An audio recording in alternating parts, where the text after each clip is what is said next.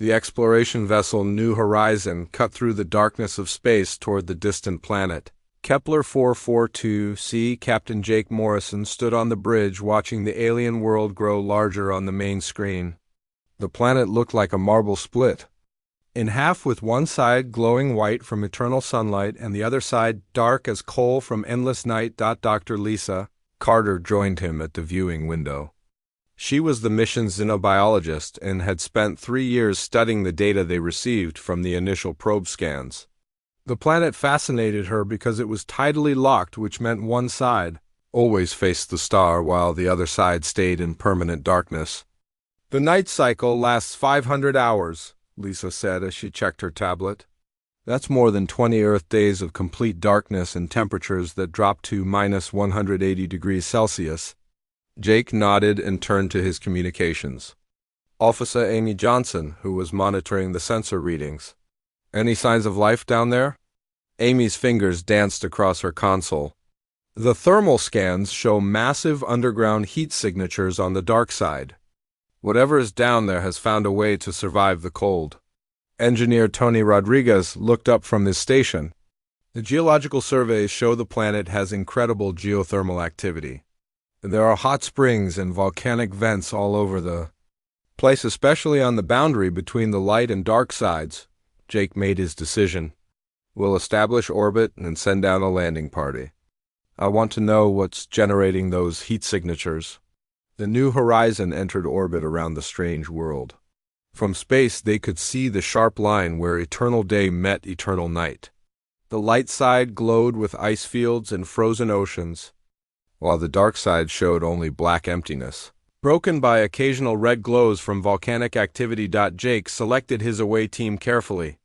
He would lead the mission himself along with Lisa, Tony, and Amy. They would also bring Carl Brooks, who was their survival specialist and had experience with extreme cold environments. The shuttle descended through the thin atmosphere toward the dark side of the planet. As they approached the surface, the temperature readings dropped rapidly. The landscape below looked like a frozen wasteland with jagged ice formations stretching in all directions. "Landing site selected," Tony announced. "There's a stable area near one of the larger heat signatures. The ground looks solid enough for the shuttle." They touched down on a plain of dark ice. The shuttle's external lights illuminated twisted spires of frozen water that rose like crystal towers around them. The air outside was so cold it would kill an unprotected human in seconds. Jake suited up in his environmental gear. "Remember the protocol. Nobody goes outside alone and we stay in constant radio contact." The 5 humans stepped out onto the alien surface. Their boots crunched on ice that had been frozen solid for centuries. The silence was complete except for the sound of their breathing and the hum of their suit heaters. Lisa immediately began taking samples of the ice formations. "This is incredible. The molecular structure is unlike anything I've seen. It's almost like the ice has been compressed and crystallized by some artificial process." They had walked only a few hundred meters when Amy's motion detector started beeping. "I'm reading movement about 2 kilometers to the north. Something big is moving down there." Jake raised his hand for silence. In the distance, they could see a faint glow coming from beneath the ice. As they watched, a section of the frozen ground began to rise upward. "It's some kind of hatch," Carl observed.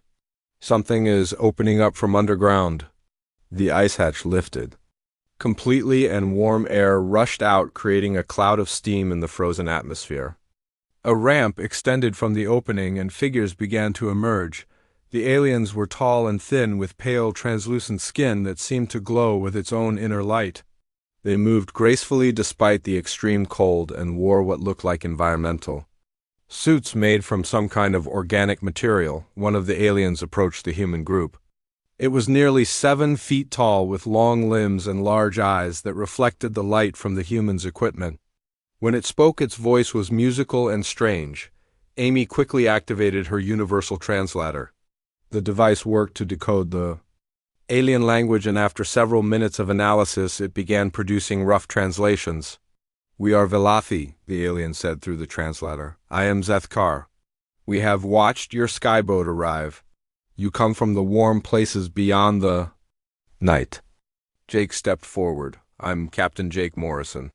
We're explorers from a planet called Earth. We came here to learn about your world. Zethkar tilted his head in what might have been curiosity. Earth creatures walk in the killing cold. This is not possible for Velathi. How do you live when the great darkness comes? Lisa tried to explain about human environmental suits and heating technology, but the concept seemed difficult for the translator to handle. Zethkar listened carefully, then gestured toward the open hatch. You must come below before the cold takes you. The surface is death during the long night. Only the deep places are safe. The humans followed Zethkar down the ramp into the underground facility. The temperature immediately became more comfortable and they could see their breath. Normally, instead of in frozen clouds, the underground city was vast. Tunnels stretched in all directions, lit by a soft, bioluminescent glow. The walls were covered in what looked like living coral that pulsed with gentle light. Hundreds of Velathi moved through the passages, but many areas seemed to be sealed off. People sleep during the dark time, Zethkar explained. Only few remain awake to watch and wait. When the starlight returns in 500 hours, then all will wake and the surface becomes safe again. Jake was amazed by the scale of the underground civilization. How long have your people lived this way? Since the first darkness came to our world, many thousands of your years. We learn to go deep when the cold comes and rise when the warmth returns. This is the way of the Velathi. Lisa studied the sleeping chambers they passed. Hundreds of aliens lay in what looked like suspended animation pods. They hibernate through the entire night cycle. Their metabolism must slow down to almost nothing. Tony was fascinated by the engineering. They've tapped into geothermal energy sources. The whole city is heated by underground hot springs and volcanic vents. As they walked deeper into the facility, Zethkar showed them murals on the walls depicting the history of his people. The artwork showed the Velathi learning to survive the long nights by building underground cities and developing hibernation technology. Your people are different, Zethkar said as he studied the humans carefully. You do not sleep when the cold comes. You make warmth from your skyboat tools. Perhaps you are the flame makers from the old stories. Amy asked what he meant by flame makers, but Zethkar seemed reluctant to explain. He led them to a comfortable chamber where they could rest and said that other Velathi leaders would want to meet them. The humans settled in for the night, knowing they had made first contact with an alien civilization that had survived for millennia in one of the most hostile environments imaginable. The humans spent their first night in the underground city learning about Velathi society from Zethkar. Most of his people had already entered the deep sleep chambers to wait out the 500-hour darkness that was beginning. The temperature readings on the surface showed it was dropping rapidly as the planet continued its slow rotation away from the star. Jake watched the external monitors showing the frozen wasteland above. The ice formations were growing larger as moisture in the thin atmosphere crystallized and fell like snow. Within hours, the surface would become completely uninhabitable for most life forms. Our ancestors built the first deep cities when the Great Cold began, Zethkar explained through the translator. Before that time, the Velathi lived on the surface and followed the light as it moved across our world. But the cold grew too strong, and we learned to go underground. Lisa studied the hibernation pods where hundreds of Velathi lay in suspended animation. Their bodies had slowed their metabolism to almost nothing, and their pale skin had become even more translucent. How do they survive with such low body temperature? The deep sleep allows us to live through the killing cold, Zethkar replied. Our bodies become like the ice above. We dream of the warm time and wait for the star to return. Tony was fascinated by the geothermal heating system that kept the underground city warm. Pipes carried hot water from deep volcanic vents through the walls and floors. The engineering was primitive but effective for maintaining livable temperatures. Amy worked on improving the translation software so they could communicate more easily with the Velathi. She discovered that their language had many words for different types of cold and darkness, but very few words for concepts. like fire or artificial heat. On the surface, Carl and Tony had noticed something unusual about the ice formations. When they scanned them with their equipment, the crystals showed strange energy patterns. The ice was not normal frozen water, but something more complex. "Captain, I want to go back to the surface and run some tests," Tony said during their meal. "Those ice crystals might be important." Jake was concerned about the safety risk. "The temperature is dropping every hour. It's already minus 100 degrees up there. Our suits can handle it for a few hours," Carl added. "I think Tony is right. There's something special about that ice." Zethkar overheard their conversation and seemed alarmed. "The surface is death during the long night. No living thing can survive when the great cold comes. You must stay in the deep places until the star returns." But Jake could see that his engineers were excited about their discovery. He made a decision that would change everything. "All right, but you take full emergency gear and stay in constant radio contact. If anything goes wrong, you come back immediately." Tony and Carl suited up and took the lift back to the surface. The cold hit them like a physical blow even through their environmental suits. The shuttle's external thermometer read minus 120 degrees and dropping fast. The ice formations had grown even larger since their arrival. Twisted spires of crystal stretched up toward the black sky like frozen lightning. Carl took samples while Tony ran electromagnetic scans of the unusual ice. "This is incredible," Tony said over the radio. "The molecular structure is completely different from normal ice. It's like the crystals have been compressed and energized by some natural process." Carl was examining the samples under his portable microscope. "The crystal lattice contains trace amounts of exotic matter. This stuff might be some kind of natural energy storage medium." They spent several hours collecting samples and running tests. The ice formations seemed to be growing as the temperature dropped.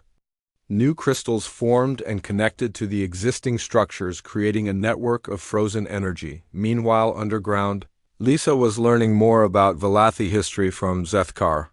He showed her ancient murals that depicted his people's ancestors living on the surface before the Great Cold came. The artwork showed Valathi cities that existed in the open air during what they called the warm time. "Your people used to live on the surface all the time," Lisa observed. "What changed?" "The old ones tell stories of the fire makers who walked in the cold places," Zethkar said.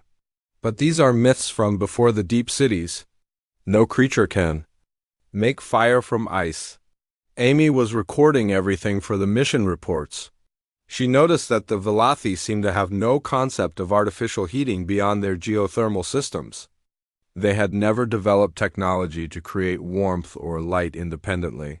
On the surface, Tony made a discovery that would change both species forever. While examining the ice crystals, he accidentally exposed a sample to energy from his plasma torch. Instead of melting, the ice began to glow and produce intense heat. "Carl, you need to see this," Tony called excitedly. "The ice is burning." Carl rushed over to see the crystal sample glowing like a small sun. The heat output was incredible, and the ice was not melting but actually getting brighter. "It's not burning in the normal sense. The crystal structure is converting the plasma energy and amplifying it." They tried the experiment with different samples and got the same result every time. The strange ice could be ignited with plasma energy and would burn for hours, producing steady heat and light. "This could be a game changer," Tony said as he contacted the underground team. "Captain, we found something amazing up here. The ice crystals can be used as fuel." Jake was skeptical until he saw the video feed from the surface. Tony was standing next to a pile of burning ice crystals that created a warm zone in the frozen wasteland. The temperature around the flames was actually comfortable. "How is that possible?" Jake asked. "The crystals store energy from the planet's magnetic field and volcanic activity," Tony explained. "When we trigger them with plasma, they release all that stored energy as heat and light." Lisa was amazed by the implications. "If humans can create fire from ice during the cold time, then we might be the first species capable of surviving on the surface during the long night." Zethkar listened to the translation with growing excitement. The flame makers have returned. The old stories speak truth. You can walk in the killing cold and make warmth from the frozen water. As the surface temperature continued to drop toward minus 180 degrees, Tony and Carl established their first ice crystal heating station. The burning crystals created a beacon of warmth and light in the endless darkness. The long night had begun, but for the first time in the planet's history, someone was fighting back against the cold. Tony and Carl had been working on the surface for 12 hours straight, building their first permanent heating station. The burning ice crystals, which they decided to call thermalite, created a zone of warmth that extended for almost 50 meters in all directions.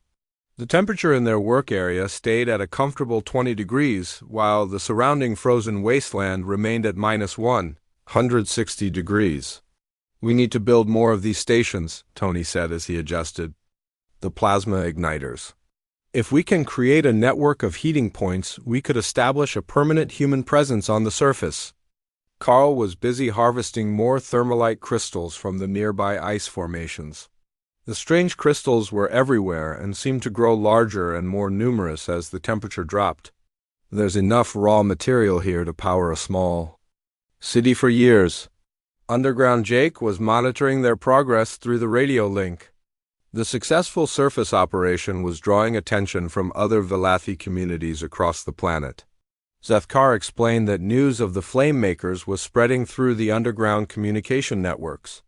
"Other deep cities are waking. They're watchers," Zethkar told Jake. "They wish to see the impossible thing.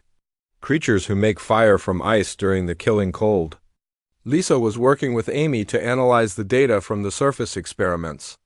The thermalite crystals seemed to be a unique formation that occurred only on this planet. The combination of extreme cold volcanic activity and the planet's magnetic field created the perfect conditions for these energy-storing crystals to form.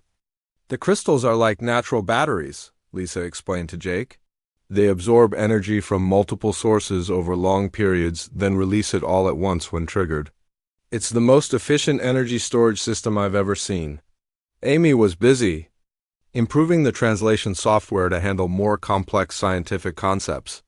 She had discovered that the Velathi language had dozens of words for different types of ice and cold, but no words at all for artificial fire or heating technology. On the surface, Tony and Carl had expanded their operation to include 3 separate heating stations connected by heated pathways.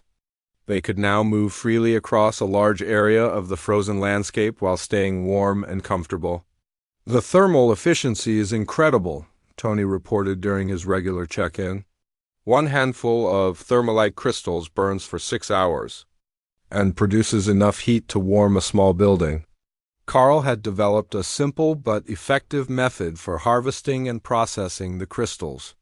The thermalite formations were easy to break apart, and the individual crystals could be stored indefinitely without losing their energy potential. The success of the surface operation caught the attention of Velathi communities hundreds of kilometers away.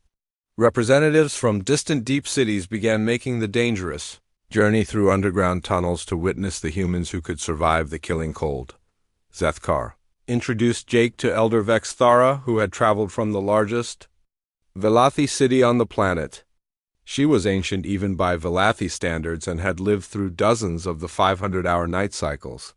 "The flame makers are real," Vexthara said through the translator. "Our oldest stories speak of beings who could walk in the cold time and make warmth from the frozen water.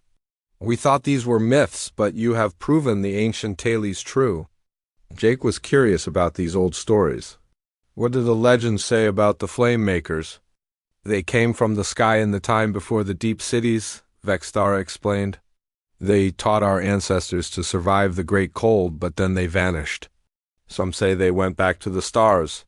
Others believe they learned to sleep beneath the ice." Lisa found these stories fascinating from an anthropological perspective. The Velathi had legends about beings who could control fire and heat, which suggested they might have encountered similar creatures in their distant past. Meanwhile, Tony and Carl had made another important discovery. The thermalite crystals could be modified to burn at different temperatures by adjusting the plasma ignition frequency. This meant they could create heating systems specifically designed for different purposes. We can make low-temperature burners for general heating and high-temperature units for industrial applications, Tony explained during a video call with the underground team. This technology could revolutionize how the Velathy approach the cold cycles. Carl was working on a portable version of the thermalite burner that could be carried by individual Velathy. If successful, it would allow them to venture onto the surface during the long night for the first time in their species' history. The underground team was amazed by the progress being made on the surface. Amy had been monitoring communications from other Velathy cities and reported that word of the human achievements was spreading across the entire planet. Every deep city is talking about the flame makers, Amy told Jake. Some are sending delegations to meet us. Others are asking if we can teach them to use the burning ice. Lisa was working with Zethkard to understand Velathy physiology better. She needed to know if their bodies could handle exposure to the thermalite heating systems. The aliens had very different metabolism and temperature tolerances than humans. Velathy can survive brief exposure to surface conditions if they have artificial heat source, Zethkar explained. But we have never had such technology. The burning ice could change everything for my people. Elder Vextara was particularly interested in the portable thermalite burners that Carl was developing. She had brought detailed maps of the underground tunnel networks and was planning something ambitious. If Velathy can carry fire makers, we could travel between deep cities during the cold time, she said. The tunnel networks connect all our communities, but they are too cold for normal travel during the long night. Jake realized that the human discovery could transform Velathy civilization. For thousands of years, they had been prisoners of the 500-hour night cycles. Now they had the potential to remain active and mobile throughout the cold periods. On the surface, Tony and Carl had established 5 heating stations, covering almost 2 square kilometers of formerly frozen wasteland. Their base of operations was visible from orbit as a bright spot of warmth and light in the endless darkness. We're proving that the surface can be habitable during the long night, Tony reported. With enough thermalite processing stations, we could establish permanent settlements up here. The humans had turned the planet's greatest challenge into their greatest opportunity. The killing cold that forced the Velathy underground had become a source of unlimited energy for those who knew how to use it. The thermalite heating network had grown to cover almost 10 square kilometers of the frozen surface. Tony and Carl had established 12 major heating stations, connected by warm pathways that allowed safe travel across the formerly deadly landscape. The heat signatures from their operations were now visible from orbit, creating bright spots of warmth in the endless darkness. Elder Vexthara had convinced several other Velathy leaders to emerge from their hibernation chambers early to witness the human achievements. The ancient aliens spent hours studying the portable thermalite burners that Carl had developed and asking detailed questions about their operation. These fire makers could allow Velathy to travel on the surface during the cold time, she said to Jake through the improved translator. Such a thing has never been possible in all the history of our people. Jake was amazed by the implications. Your people could establish surface settlements and remain active throughout the night cycles. More than that, Vextara replied. We could connect all the deep cities with surface routes. The underground tunnels are dangerous and slow. Surface travel would unite our scattered communities. Lisa was working with a team of awakened Velathy scientists to modify the thermalite technology for alien physiology. The Velathy had different temperature tolerances and metabolic needs than humans, which required careful adjustments to the heating systems. Their bodies can handle brief exposure to extreme cold, but they need constant warmth to remain active, Lisa explained to Jake. The portable burners need to be smaller and more efficient for them to carry. Amy had been monitoring communications from Velathy cities across the planet. The news of the flame makers had spread to every deep city, and many were sending representatives to meet the humans. Some communities were even beginning to wake their populations early to prepare for possible changes. 17 different cities have made contact, Amy reported. They're all asking about the burning ice technology. Some are offering to trade their geothermal knowledge for lessons in thermalite processing. On the surface, Tony and Carl had developed an efficient system for harvesting and processing the energy-rich crystals. They had discovered that the thermalite formations grew larger and more numerous as the temperature dropped, which meant the supply was virtually unlimited during the long night. "We're processing enough crystals to power a small city," Tony reported during his daily briefing. "The energy output is incredible and the crystals are everywhere." Carl had successfully created a portable thermalite burner that could be carried by a single Velathi. The device was lightweight and efficient, producing enough heat to keep an alien comfortable for 12 hours on a single crystal charge. "The first field test is scheduled for tomorrow," Carl announced. "If it works, a Velathi will be able to walk on the surface during the killing cold for the first time in their species' history." The historic test took place at the main surface facility. Zethkar volunteered to be the first of his people to venture onto the frozen surface during the long night. He wore a modified environmental suit designed by Lisa and carried Carl's portable thermalite burner. Jake watched nervously as the Velathi emerged from the underground facility. The external temperature was minus 170 degrees, but the portable burner created a warm zone around Zethkar that kept him comfortable. "The firemaker works," Zethkar said over the radio.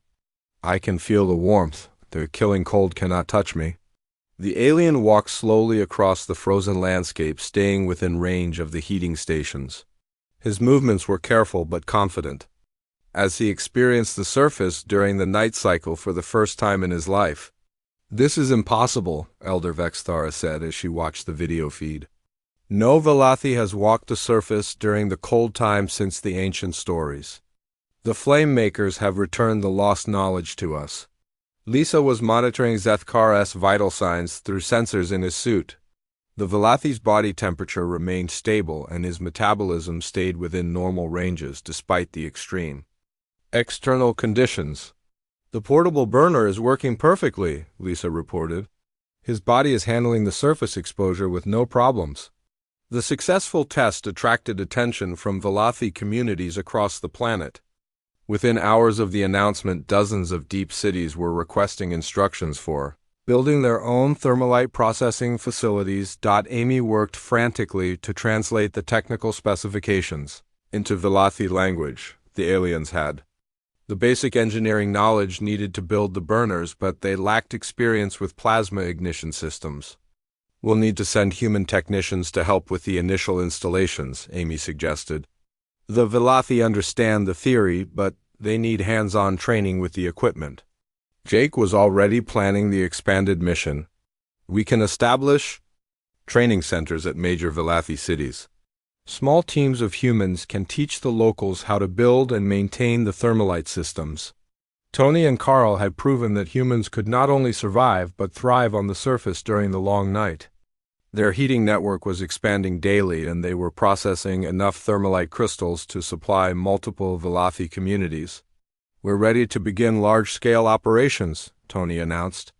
"Give us a few more days and we can start supplying portable burners to every Velathi city that wants them." Elder Vexthara was planning something even more ambitious. She had brought detailed maps of the underground tunnel networks and was studying the surface terrain between major cities. "The humans have shown us that the surface can be traveled during the cold time," she said to Jake. "I propose we establish the first surface route between deep cities, a road of firemakers that connects our scattered people." The idea was revolutionary. For thousands of years, the Velathi had been isolated in their underground cities during the night cycles.